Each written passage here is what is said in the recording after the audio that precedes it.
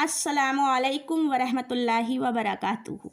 مفتیہ صاحبہ، حائضہ عورت پر نماز کی قضا کیوں واجب نہیں ہے، حالانکہ رمضان کے روزوں کی قضا تو واجب ہے، اور نفل اور سنت کی قضا کیوں واجب ہے؟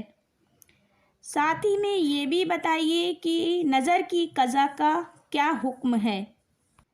السلام علیکم ورحمۃ اللہ وبرکاتہ۔ حائضہ عورت پر نماز کی قضا اس لیے واجب نہیں ہے کہ اس کی قضا میں سخت دشواری ہوتی ہے اور مشقت کا کبھی اندیشہ ہوتا ہے، اور اللہ تعالیٰ نے بندے سے حرج دور کر دیا ہے تاکہ وہ تکلیف میں مبتلا نہ ہو۔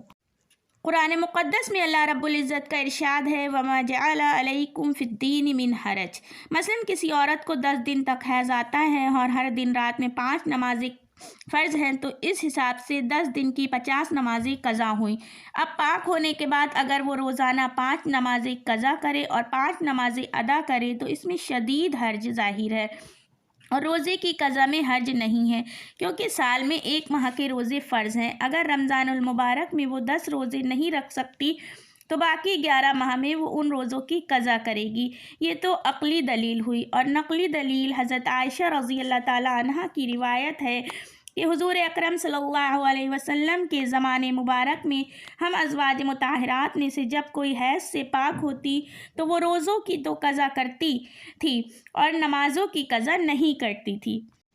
اور دوسرا سوال، نفل اور سنت کی قضا کیوں واجب ہے؟ اس کی وجہ یہ ہے کہ نماز تو اس حالت میں معاف ہو جاتی ہے، اور نفل اور سنت کی نیت باندھنے کے بعد اگر کسی وجہ سے فاسد ہو جائے تو اس کا دوبارہ پڑھنا واجب ہے۔ اسی قاعدے سے یہ سنتیں بھی واجب ہو گئیں، اس لیے دوبارہ پڑھنی پڑیں گی۔ اگر کسی عورت کو نفل نماز کے اندر حیض آ گیا تو وہ اس کو دوبارہ پڑھے گی، کیونکہ فرض نماز تو اللہ رب العزت کی طرف سے واجب ہوتی ہے، اس لیے وہ معاف ہو جاتی ہے، لیکن نفل نماز انسان اپنے اوپر خود واجب کرتا ہے، اس لیے وہ معاف نہیں ہوگی۔ پاک ہونے کے بعد نماز کی قضا کرنا ضروری ہوگی، لیکن اگر 4 کی نیت کی ہوگی تو 2 رکعت قضا کرنی ہوں گی۔